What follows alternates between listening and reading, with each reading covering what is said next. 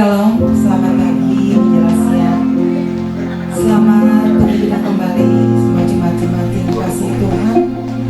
Saya undang bangkit berdiri. Kita akan memulai ibadah kita. Kita akan mulai menyembah dan memuji Dia. Haleluya.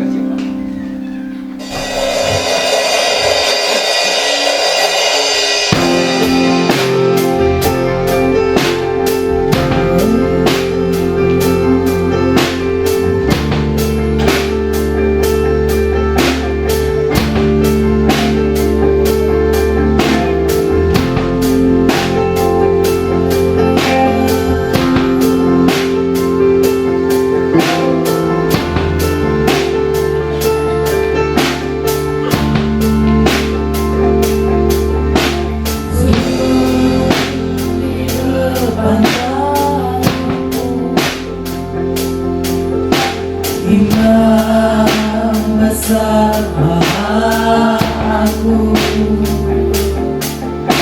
Kaulah pemilik hidupku, Yesus Kristus Tuhan.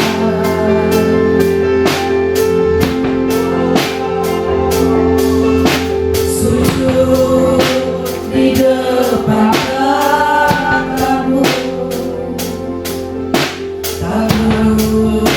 tak suruh hidupku, dalam tanganmu penuh, Yesus Kristus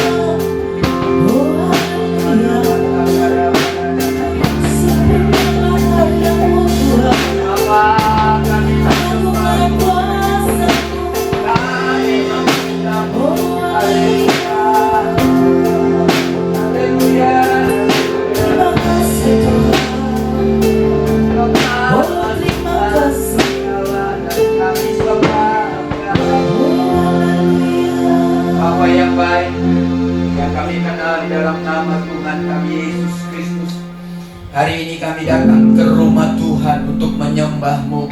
Kami datang ke rumah Tuhan untuk memuliakan Engkau. Kami datang ke rumah Tuhan untuk diberkati oleh Tuhan.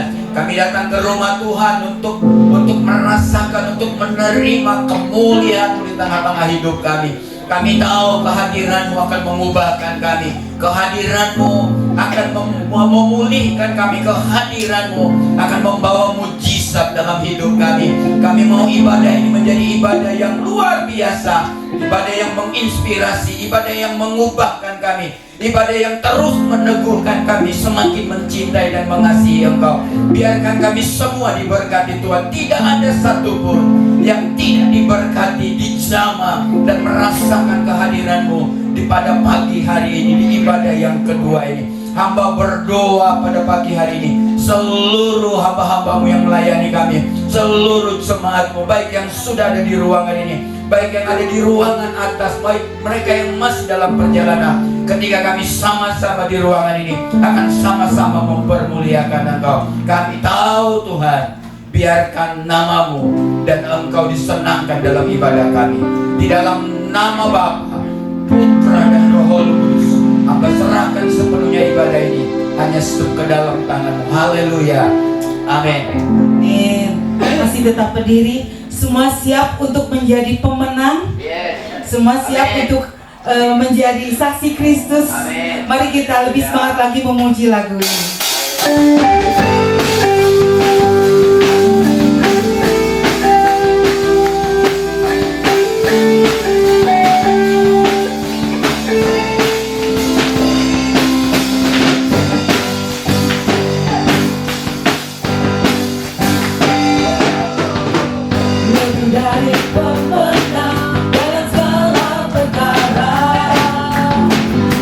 Bisa dikalahkan oleh kata-kata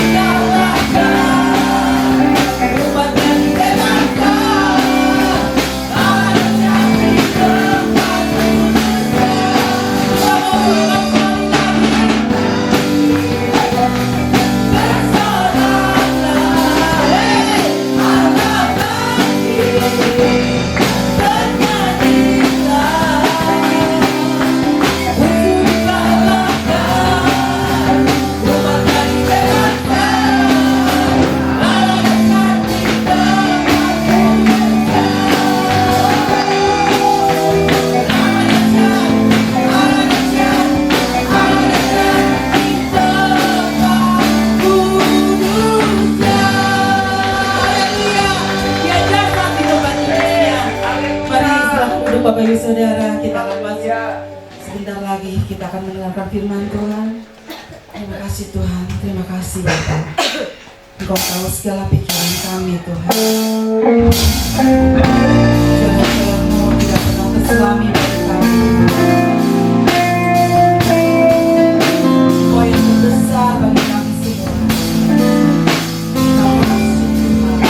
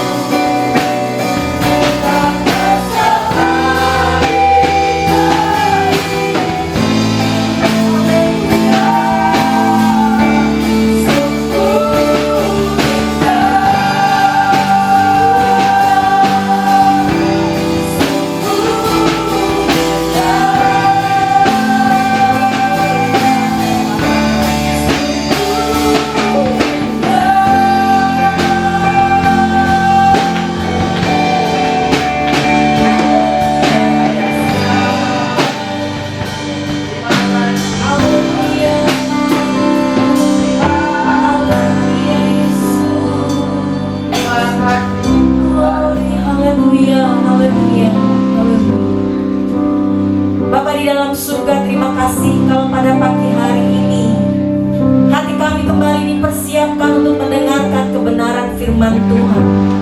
Hamba berdoa agar kuat kuasa daripada Roh Kudus turun ke atas kami pada saat pagi hari ini, memberikan kami pengertian, memberikan kami pengenalan akan Tuhan lebih dalam lagi.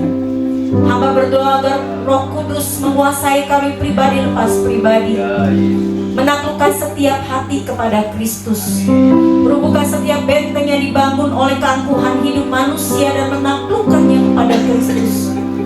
Engkau yang bertahta di tengah-tengah kami pada saat pagi hari ini. Hamba berdoa ya Bapa, menyucikan dan menguduskan hati dan pikiran kami, agar hati dan pikiran kami menjadi tanah yang subur bagi benih kebenaran firman Tuhan. Hamba menyerahkan seluruh waktu ke dalam tangan-Mu, menyucikan dan menguduskan pikiran dan hati hamba. Lidah bibir hamba-Mu yang akan menyampaikan kebenaran firman Tuhan, sehingga apa yang hamba sampaikan akan merupakan isi hati daripada Tuhan. Terima kasih Bapa di dalam surga. Hamba menyerahkan seluruh waktu ini ke dalam tangan-Mu. Di dalam nama Tuhan Yesus kami berdoa. Haleluya. Amin. Amin. Baik, terima kasih kepada worship leader, singer musik yang hari ini sudah menolong kita ya masuk di dalam hadirat Tuhan dan membawa pemikiran kita untuk bersama-sama bangkit. Tema di dalam bulan ini Bapak Ibu adalah bangkit ya. Dan kalau bicara tentang bangkit, ini sebenarnya dari awal saya katakan adalah satu kata yang sangat ekstrim ya. Kenapa? Karena kata ini digunakan untuk menggambarkan kondisi dan keadaan yang berlawanan dari kata mati. Ya, coba boleh diklik langsung ya supaya saya masuk. Kayaknya kalau Bapak Ibu pernah dengar anak muda, saya udah bawa 4 lembar, bisa satu sesi ya. Gak apa-apa ya, kita lama dikit ya. Gak jadi ya. Jadi lihat ini, kalau Bapak Ibu saya harap kelihatan tulisannya, kebangkitan, kata bangkit itu merupakan kata yang saya ambil hari ini kondisi yang ekstrimnya, yaitu lawan dari kata kematian. Karena sebenarnya menurut Kamus Besar Bahasa Indonesia, lawan kata dari bangkit ini bisa kata yang dipakai adalah tenggelam, terbaring, tidur, duduk. Jadi sebetulnya menggambarkan situasi kalau kita lagi duduk, kita biasanya disuruh bangkit berdiri, artinya kita bangkit berdiri dari posisi duduk gitu.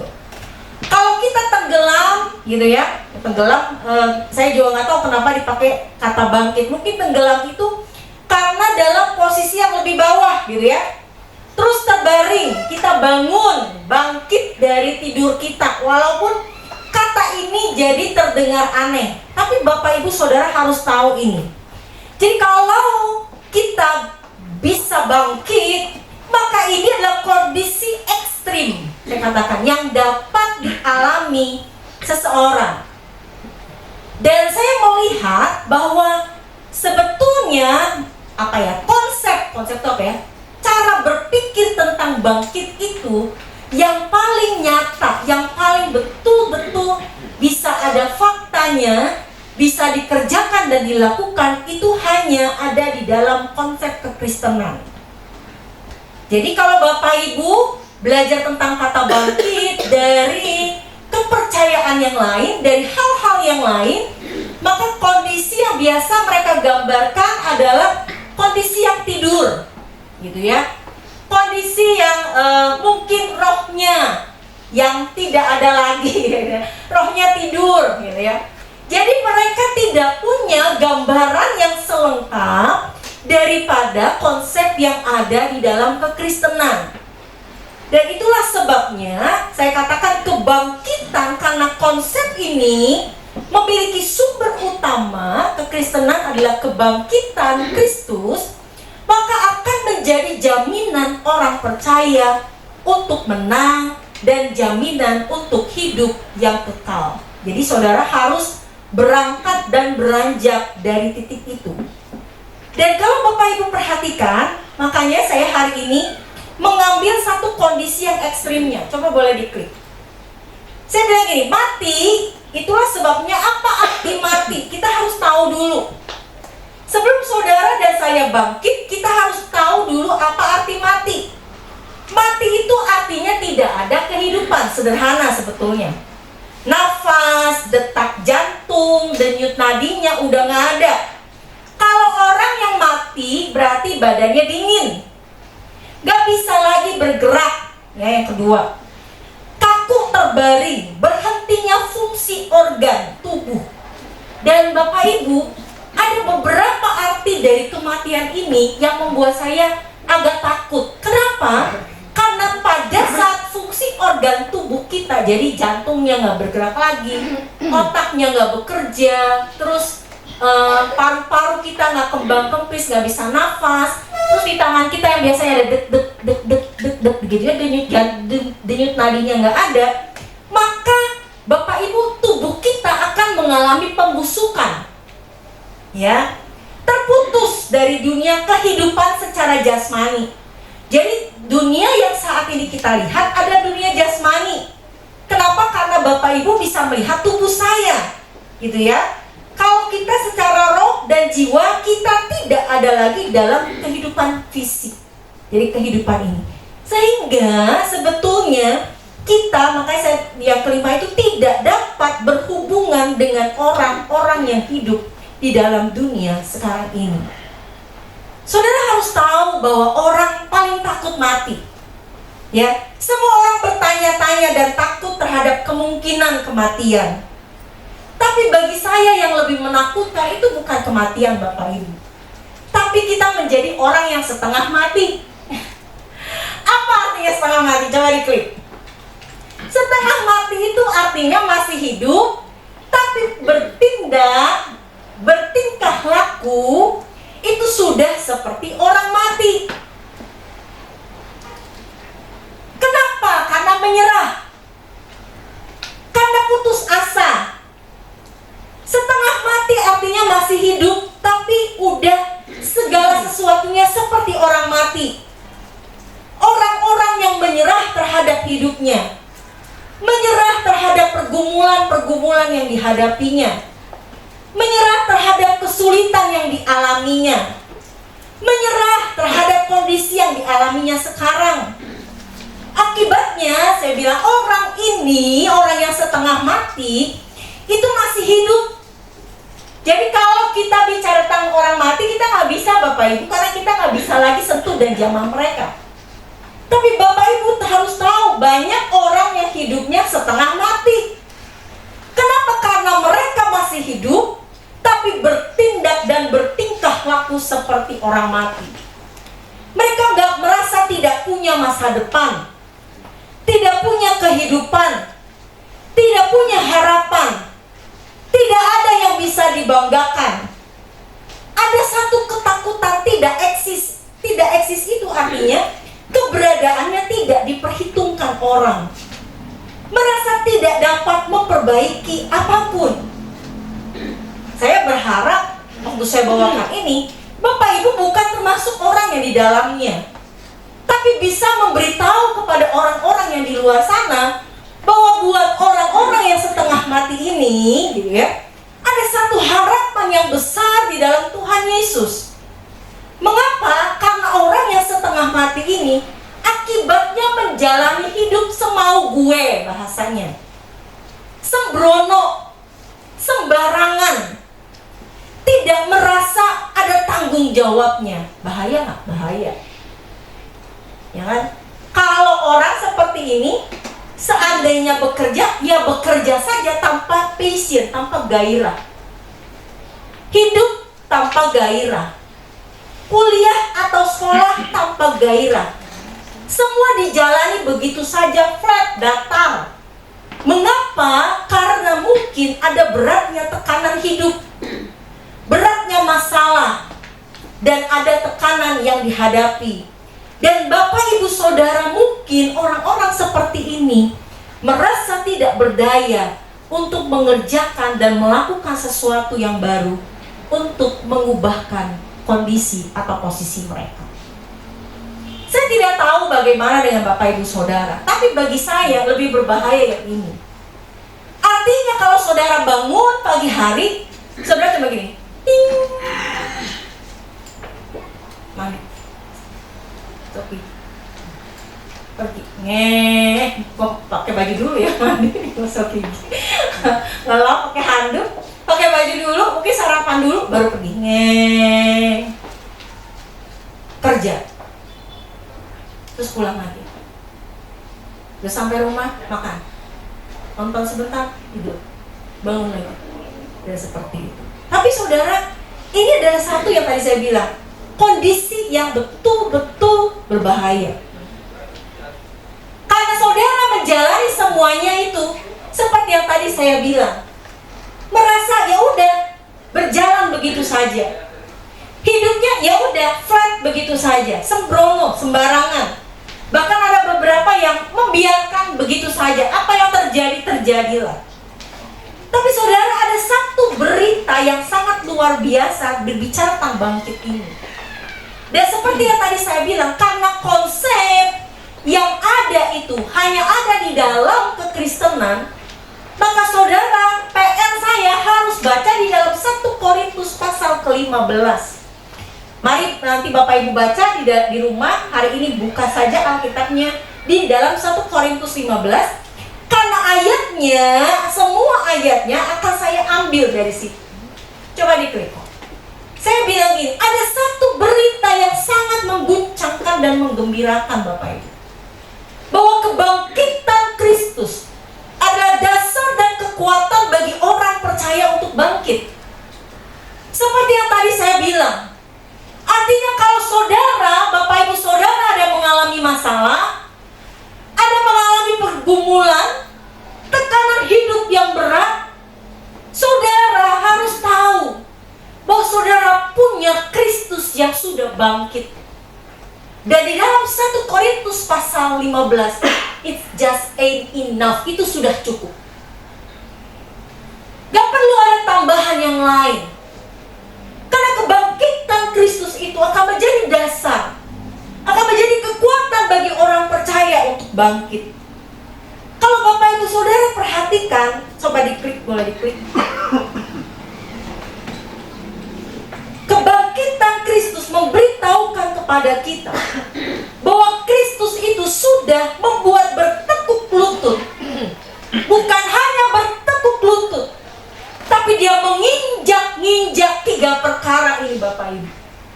Di dalam 1 Korintus pasal 15 ini ada satu dengungan yang diberitahukan oleh Paulus. Waktu Paulus melihat, waktu Paulus menyaksikan kehidupan orang Korintus. Kalau Bapak Ibu lihat di dalam jemaat Korintus, dari pasal 1 sampai pasal yang ke-16, kemudian di surat yang kedua, itu penuh dengan masalah.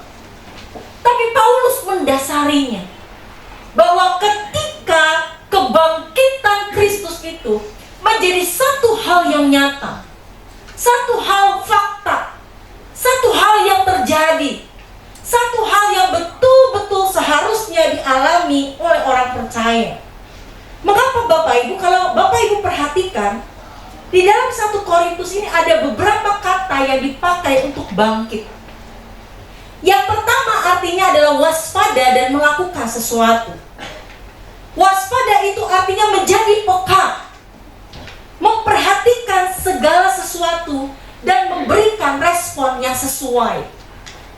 Orang yang bangkit itu adalah responnya pasti betul, pasti benar, dan pasti memuliakan Tuhan. Artinya ketika kita memperhatikan segala sesuatu di sekeliling kita, mungkin pergumulan, permasalahan, maka kita menjadi orang-orang yang menyikapinya dengan benar. Itu yang pertama, kata pertama yang dipakai.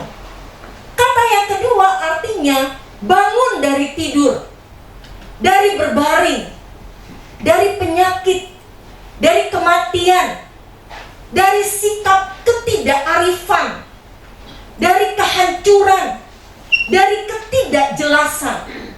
Kata ini dipakai untuk menggunakan kata yang memberitahukan kalau kita hidupnya memiliki kualitas pertobatan yang tidak jelas.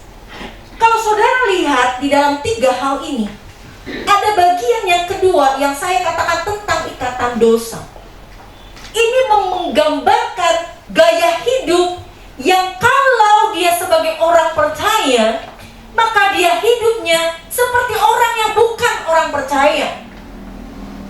Hidupnya jauh daripada berkenan kepada Tuhan.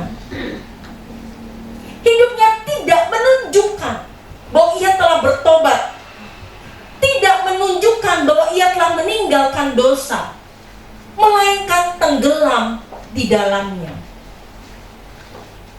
Bapak Ibu harus perhatikan ini, lihat ini.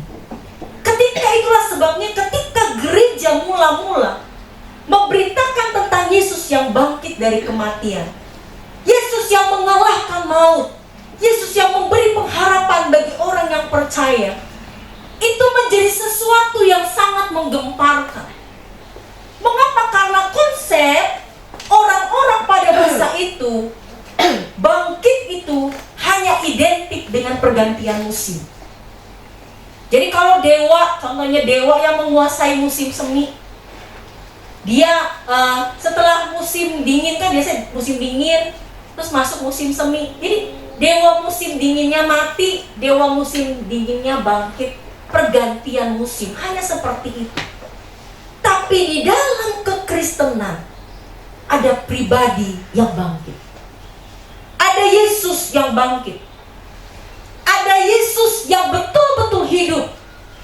Ada Yesus yang bisa memberikan pengharapan. Ada Yesus yang bukan hanya menggantikan setiap musim, tapi dia ada di segala musim hidup kita.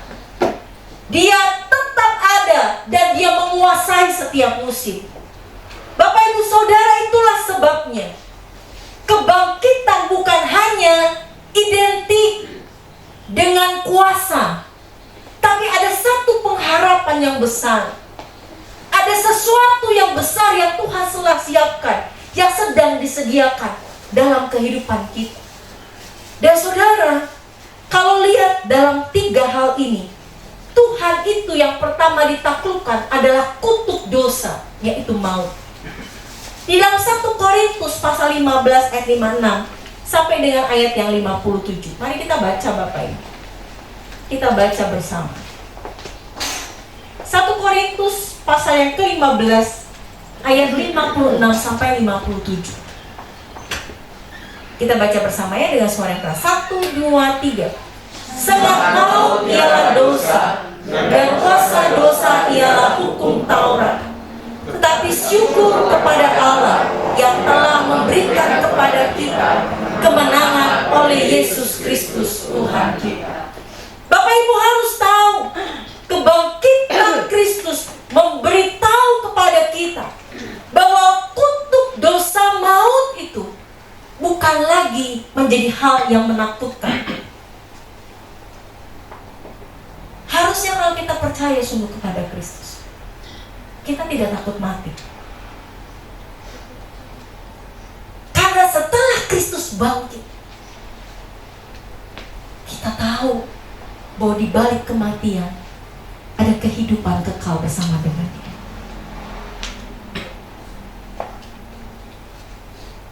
Maut itu bukan lagi menjadi satu hal yang membuat kita gentar,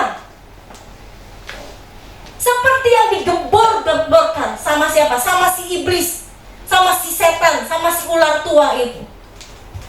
Mengapa? Karena maut sebetulnya hanya diperuntukkan untuk iblis dan pengikut-pengikutnya yang menolak berdamai dengan Allah melalui keselamatan di dalam Kristus. Karena maut sebetulnya berbicara tentang kematian kekal, terpisah dari Allah selama-lamanya. Bapak Ibu Saudara, ingat ini. Kebangkitan Kristus melepaskan kita dari kutuk dosa dan maut. Kebangkitan Kristus memberikan kita kemenangan yang besar. Jadi Bapak Ibu Saudara, jangan takut akan kematian. Jangan takut kalau suatu hari kita akan meninggal. Karena kita tahu ada satu harapan yang besar di balik sana.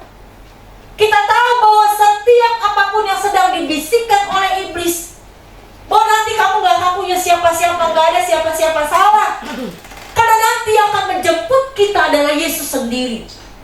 Dia akan menjemput kita dan membawa kita ke tempatnya yang di surga.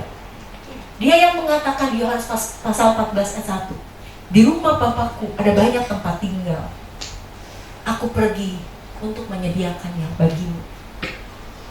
Saudara, kalau kita sampai kita mati, kita menghembuskan nafas terakhir, kita tuh akan pulang. Kita pulang ke rumah kita. Jangan gentar hati kita. Walaupun tadi ada banyak saya rasa ada banyak cara kita untuk meninggal. Ada banyak cara meninggal yang mungkin tragis. Tapi menurut saya cara meninggal yang tragis bagaimanapun, itu hanya karena kita melihatnya dengan kacamata fisik kita, tubuh kita. Tubuh kita yang suatu hari akan lenyap. Tubuh kita yang suatu hari akan kembali menjadi debu, kembali menjadi tanah. Gak ada kebanggaannya. Tapi yang penting adalah ketika kita menghembuskan nafas terakhir, kita sedang kembali ke dalam rumah Bapa di dalam surga. Ya. Yang kedua Bapak Ibu, kebangkitan Kristus memberi kemampuan bagi orang percaya untuk berkata tidak terhadap dosa. Saudara tahu mengapa? Karena ikatan dosa dan dosa keturunan. Di dalam 1 Korintus pasal 15 ayat 17 ngomong begini Bapak Ibu. Kita baca dulu. Dan jika Kristus tidak dibangkitkan, maka sia-sialah kepercayaanmu, dan kamu masih hidup dalam dosamu. Artinya kebangkitan Kristus memberi kemenangan, memberi kuasa kepada kita untuk say no terhadap dosa, untuk bilang tidak. Mengapa? Karena ikatan dosa, dosa keturunan, artinya kecenderungan kita untuk berbuat dosa, itu dihancurkan, diinjak Bapak Ibu, diputuskan. Saudara harus tahu, orang percaya, orang di dalam Kristus, kehendak bebasnya dipulihkan. Saudara punya kuasa, hati-hati ini, punya kuasa, punya kemampuan untuk memilih, untuk melakukan apa. Dan saudara harus tahu, kalau kehendak bebas saudara untuk memilih melakukan apa dipulihkan, maka kita sebagai orang yang percaya kepada Kristus, kita bisa memilih untuk setiap perkataan yang akan kita ucapkan. Kita bisa memilih untuk setiap perbuatan yang akan kita lakukan. Hasil akhir dari apa yang akhirnya kita lakukan, baik berdasarkan perkataan ataupun sikap kita, adalah keputusan kita sendiri. Itulah sebabnya Bapak Ibu, orang percaya yang saya tadi katakan harus sungguh-sungguh berhati-hati. Saudara mungkin tanya sama saya, kalau begitu Ibu Lydia, kenapa saya melihat masih banyak orang Kristen terikat sama dosanya? Karena dia memilih, lihat ini, dia memilih untuk menyerah terhadap godaan dosa. Saudara punya kuasa, saudara punya kemampuan untuk berkata tidak. Kalau digoda, kalau diiming-imingi, disuruh lakukan sesuatu yang berbau dosa, saudara bisa mengatakan tidak. Tapi maaf nih, pada faktanya, berapa banyak anak-anak muda Kristen yang akhirnya terlibat narkoba? Berapa banyak di antara mereka yang masuk dalam free sex, hubungan bebas, tinggal satu kamar sama pacarnya di kosan? Saudara, ini fakta saudara. Kenapa gak bisa dilawan? Saudara mungkin tanya gitu, kenapa gak bisa ditolak? Karena saudara, sebelum itu dibawa masuk ke dalam godaan yang lebih besar, sebelum saudara disuruh nyicipin, Yang pertama harus dilakukan di 1 Korintus pasal 15 itu jelas ayat 33. Harus menghindari pergaulan yang merusakkan kebiasaan yang baik.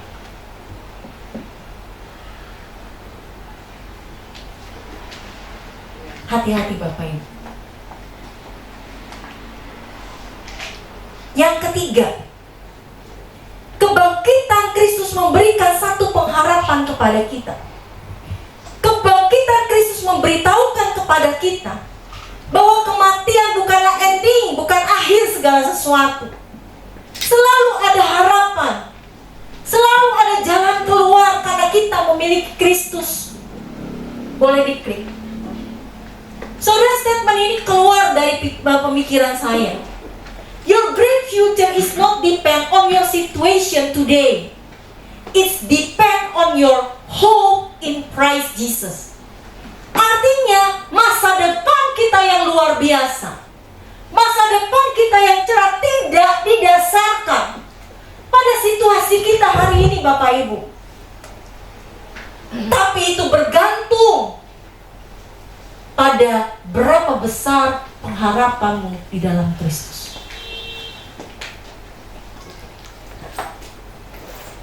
Kadang situasi kita, yang tadi saya bilang, banyak orang-orang Kristen bahkan hidupnya setengah mati Bapak Ibu, seperti gak punya harapan.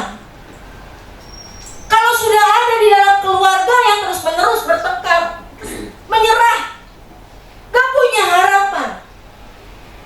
Kalau ada di dalam satu keluarga yang terus-menerus kekurangan, saudara bilang menyerah, gak punya harapan, udah jalani aja hidup, lakukan yang terbaik yang sebisanya.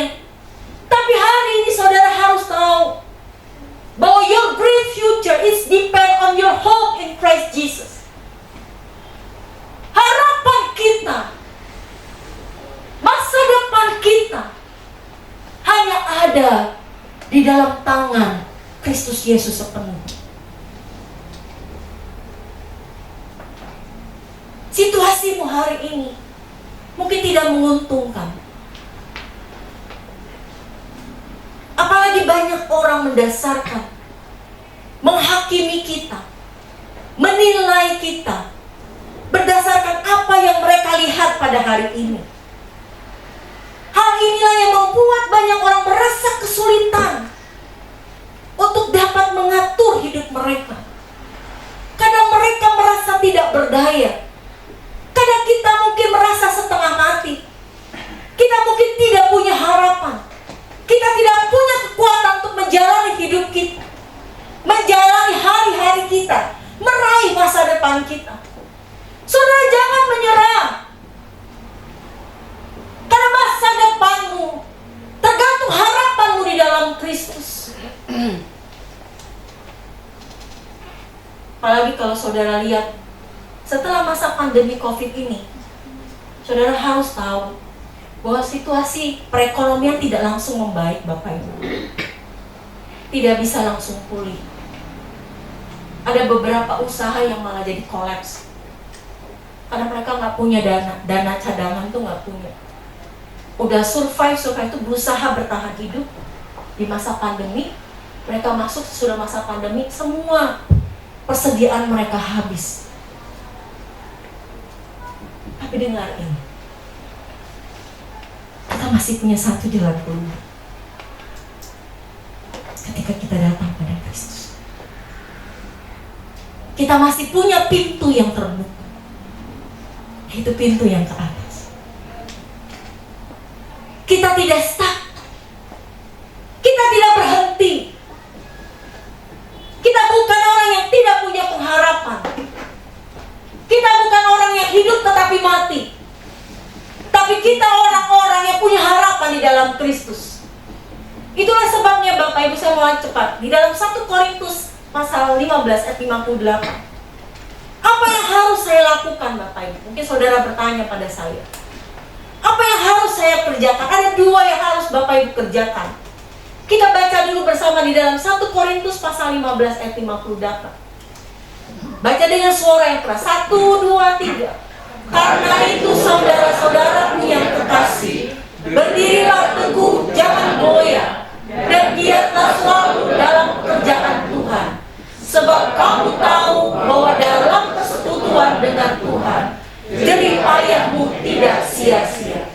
Saudara, apa ya saudara mungkin harus tanya pada saya? Apa yang harus saya lakukan?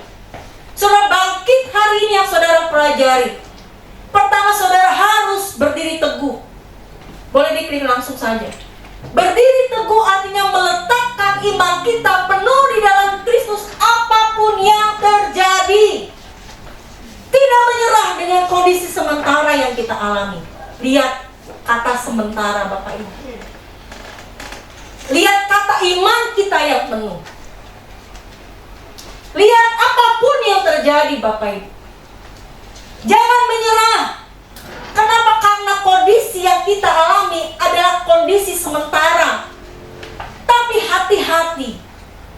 Kondisi yang sementara ini bisa berubah jadi kondisi yang permanen kalau saudara tidak segera bangkit. Berdiri teguh Bapak Ibu. Klik aja langsung. How? Bagaimana? Saya katakan tetap berdoa sekalipun doa belum dijawab, atau jawaban doa tidak sesuai dengan keinginan kita. Karena saudara berdoa bukan untuk mengajukan proposal sama Tuhan. Saudara berdoa untuk menjalin hubungan dengan Tuhan.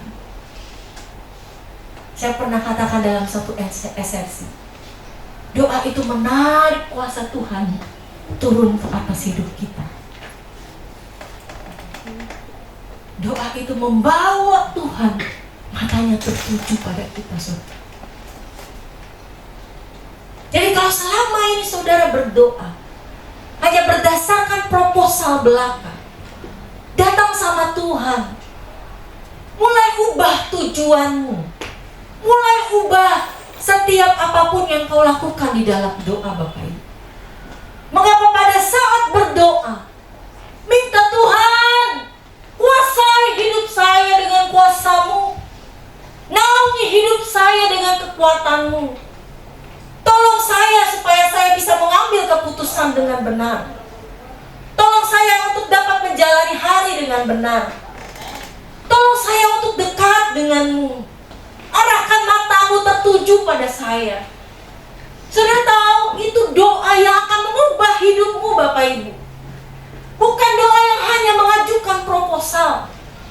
Karena kalau kita mengajukan proposal, itu kita meminta Tuhan mengubah situasi kita. Tapi kalau kita berdoa meminta kekuatan Tuhan turun, itu adalah doa yang mengubahkan kita, mengubahkan cara pandang kita, mengubahkan cara berpikir kita, mengubahkan hati kita Bapak Ibu, dan membuat mata Tuhan tertuju pada kita.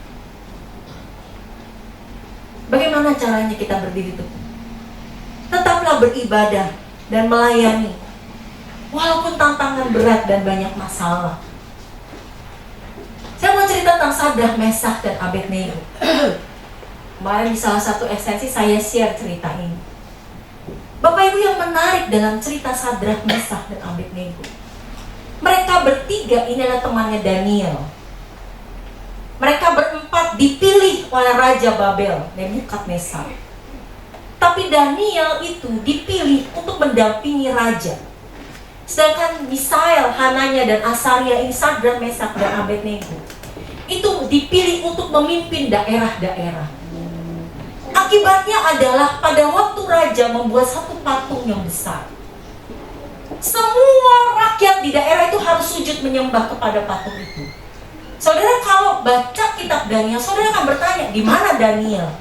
Ya Daniel tak ada, karena Daniel itu ada di sebelah Raja Nebukadnezar, gitu ceritanya. Dia ada di dalam pemerintahan si menteri-menteri, duduk di sana. Dan kalau saudara lihat dalam cerita itu, ada satu perintah untuk mereka menyembah kepada patung raja yang tingginya sampai ke langit. Dan pada waktu semua seruling berbunyi, semua rebana berbunyi, mereka bertiga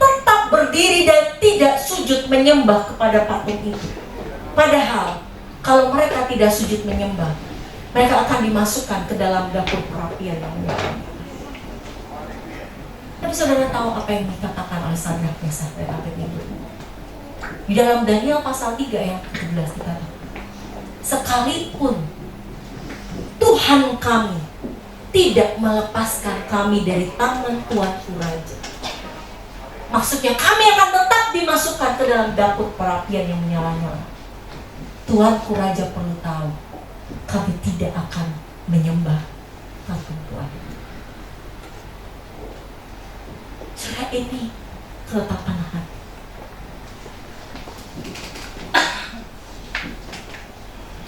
Ini artinya berdiri teguh. Kata kuncinya itu sekalipun apapun yang terjadi, orang yang berdiri teguh, dia akan ngomong sekalipun badai itu datang sama hidupku, aku tetap cinta Yesus. Orang yang berdiri teguh, dia akan ngomong apapun yang terjadi, saya akan tetap miring Tuhan. Walaupun cerita Sadrak, Mesak, dan Abednego berakhir ending bahagia, tapi statement dia, pernyataan imannya dilakukan sebelum mereka tahu bahwa mereka akan selamat dari dapur api. Mungkin kadang setelah kita ngomong statement itu, kita maaf Bapak Ibu, kita nggak selamat. Kita tetap maaf nih, mengalami kerugian. Kita tetap ada di dalam masalah. Buat saya, jangan takut. Karena tadi yang saya katakan, karena pengharapan kita telah kita taruh sepenuhnya di dalam Kristus. Di dalam yang terakhir saya bilang, tidak akan pernah menjual iman kita kepada Tuhan dengan alasan apapun. Saudara, saya mau lanjut karena waktu itu terus berjalan. Yang kedua yang harus kita lakukan, bangkit yang hari ini kita pelajari, adalah marilah kita berjeripaya. Saudara, kata berjeripaya ini saya tuliskan sebagai terus mengerjakan bagian kita dengan setia, sekalipun berat, dengan terus menambahkan tindakan-tindakan dengan tujuan menyenangkan hati Tuhan. Artinya begini Bapak Ibu, saya sulit menuliskannya di dalam kata. Artinya saudara, kalau saudara sudah lakukan yang A, saudara harus tambahkan. Contoh gini, saya itu coba boleh diklik dulu. Kalau selama ini kita beribadah kepada Tuhan dengan rajin, saudara harus tambahkan. Saudara bukan hanya rajin beribadah kepada Tuhan, saudara harus tambahkan, saya rajin beribadah kepada Tuhan karena saya cinta Tuhan. Jadi saudara beribadah, tambahkan cinta gitu. Kalau saudara sudah melayani, tambahkanlah kerinduan menyenangkan hati Tuhan. Kalau sudah setia kepada Tuhan, tambahkanlah pengorbanan untuk belajar memberi. Saya mengatakan jeripaya ini artinya menumbuhkan dan menambahkan kualitas yang belum ada sebelumnya. Mengapa perlu Bapak Ibu? Karena kalau tidak, hidup kita akan flat. Kita akan jatuh dalam kebosanan. Saudara akan mulai berat mengiring Tuhan.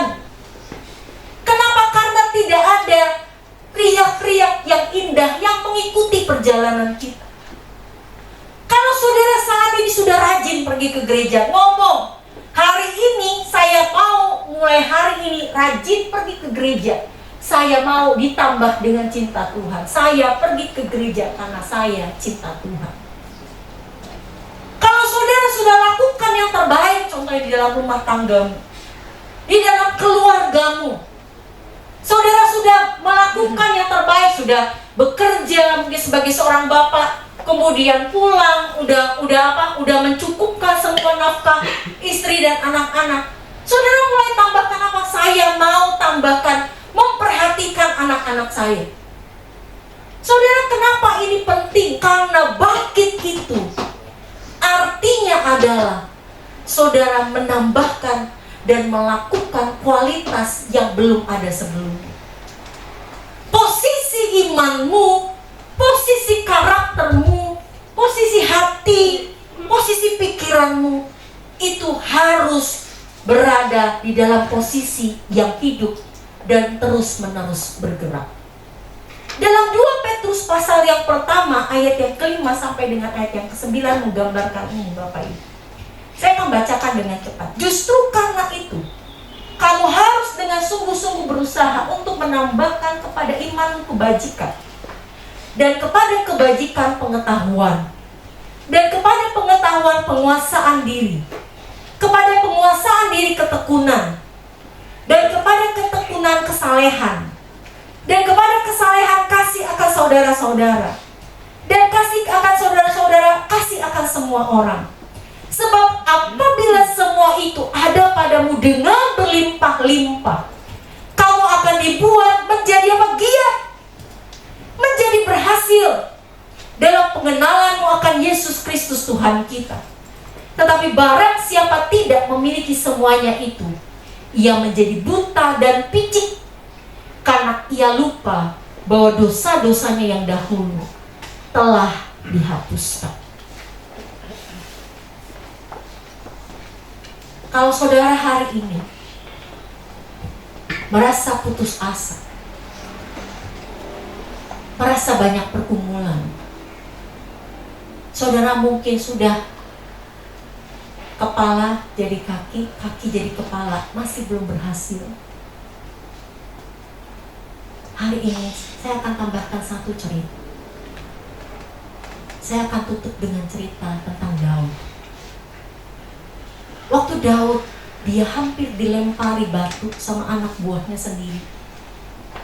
Karena waktu itu, waktu mereka tinggalkan tempat itu di Siklag, dia lagi pergi, tempat di Siklag itu dibakar sama musuh. Hartanya dirampas. Anak-anaknya dan perempuannya dijarah, dibawa pergi. Daud sendirian. Karena 400 orang tentaranya mau melempari dia dengan batu. Tapi ada yang Daud, saya katakan yang terakhir ini, ada yang satu Daud tambahkan dalam tindakan. Dia menguatkan hati dan kepercayaannya kepada Tuhan. Dan waktu dia menguatkan hati dan kepercayaannya kepada Tuhan, membuat semuanya berakhir dengan baik. Bapak Ibu, hari ini kita mau datang sama Tuhan. Mungkin hidup kita banyak yang seperti yang tadi saya bilang. Ada yang mengalami hidup setengah mati, masih hidup, tapi kondisi hati saya, kondisi pikiran saya, emosi saya udah seperti orang mati. Gak bisa connect lagi. Saya merasa gak tahu lagi apa yang harus saya lakukan dan kerjakan. Hari ini jangan takut Bapak Ibu, seperti yang tadi saya katakan, bahwa masa depan kita, hidup kita tidak tergantung pada situasi kita hari ini, tapi tergantung pada harapan kita di dalam Kristus.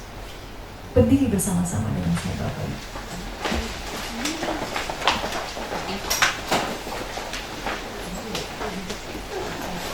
Pesan saya Bapak Ibu, terus ingat tentang bangkit ini. Ingatlah bahwa bangkit bagi kita adalah kita akan tetap berada dan setia dengan iman kita, apapun yang terjadi. Dan yang kedua, jangan lupa untuk selalu menambah. Kalau hari ini Bapak Ibu sudah berusaha setengah mati, dengan harus mengerjakan ini dan itu, tanya sama Tuhan, apa yang harus saya tambahkan Tuhan supaya ini jadi berhasil. Kita nyanyi lagu ini, Kami Perlu Kau Tuhan. Lagu refnya saja, kami perlukan keajaiban-Mu, kami perlukan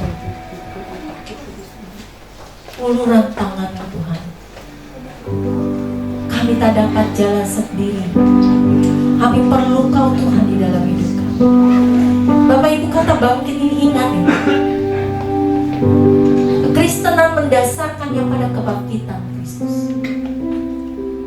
Artinya kalau kau ada, Bapak Ibu ada di dalam ikatan dosa,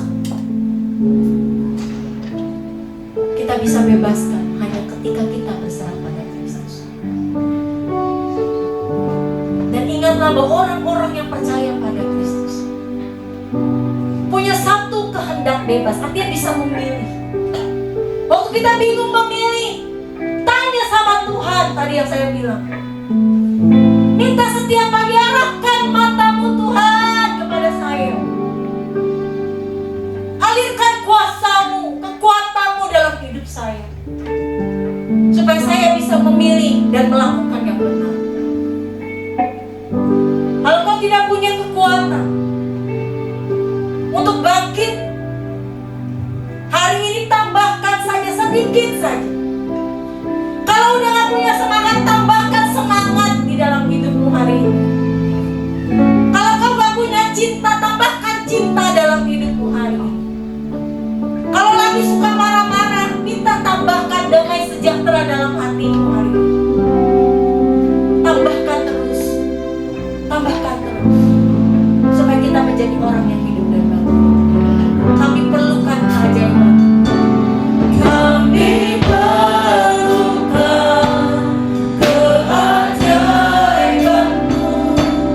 Kami butuhkan sentuhan tangan-Mu.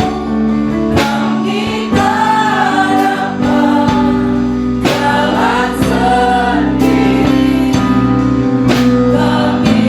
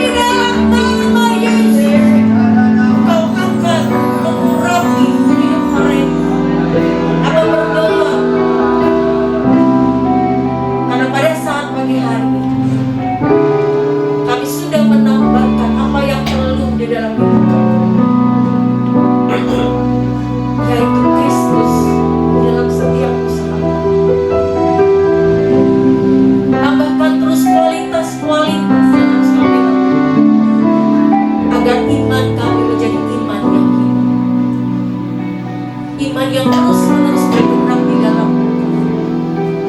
Perluas setiap usaha kami, kirim pelanggan dan pembeli. Hamba melepaskan kuasa-Mu turun.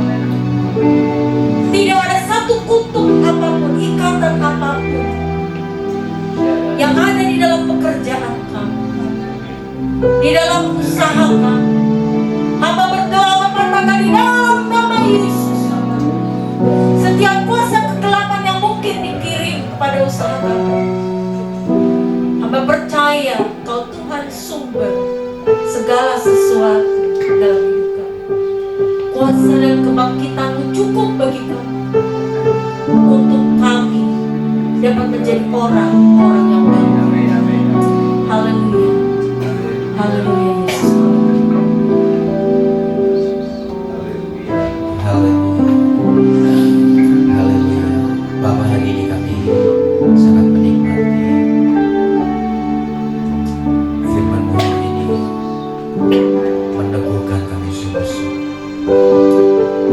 Firman-Mu hari ini membangkitkan semangat kami, karena kami tahu selalu ada pengharapan, selalu ada solusi, selalu ada kemenangan di dalam Engkau.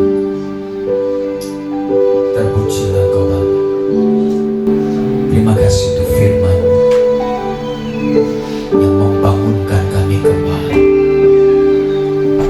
dari keputusasaan kami, mengingatkan kami kembali ada kekuatan di dalam Yesus saat kami tidak berdaya menghadapi sebuah kondisi yang mungkin sedang terjadi bagi kami. Kami mau pulang hari ini bukan hanya bangkit, kami harus melakukan sesuatu.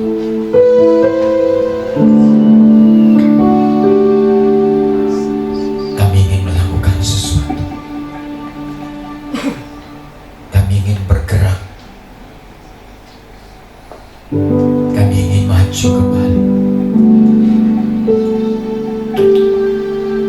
Hari ini hamba berdoa untuk seluruh jemaat-Mu yang hadir di dalam ibadah yang kedua ini. Taruh tangan-Mu dan berkati rumah tangga mereka. Taruh tangan-Mu dan berkati anak-anak mereka, putra dan putri mereka. Taruh tangan-Mu dan berkati usaha dan bisnis mereka. Taruh tangan-Mu dan berkati pekerjaan mereka. Kami tahu hari ini tegakkan kepala kami. Hari ini kami kembali diberi kekuatan untuk melanjutkan rencana-rencana Tuhan untuk kami jalani dalam hidup kami. Terima kasih.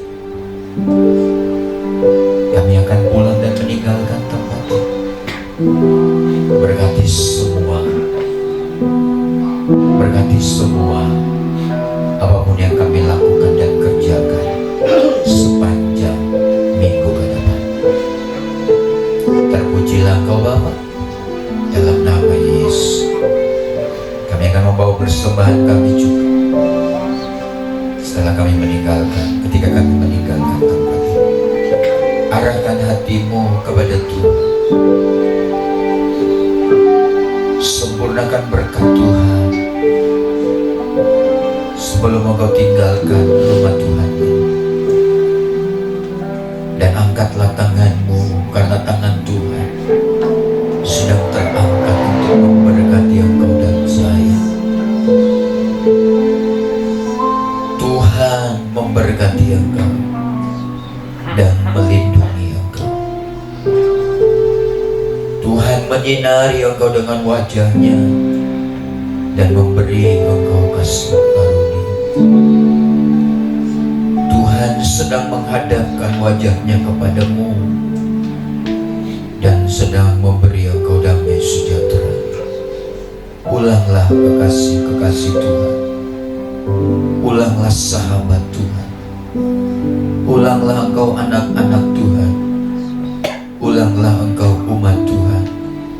Bawalah berkat dari Allah Bapa kita, kasih sayang dari Yesus Kristus, serta persekutuan dari Roh Kudus menaungi, menyertai, dan memberkati engkau hari ini sampai Maranatha.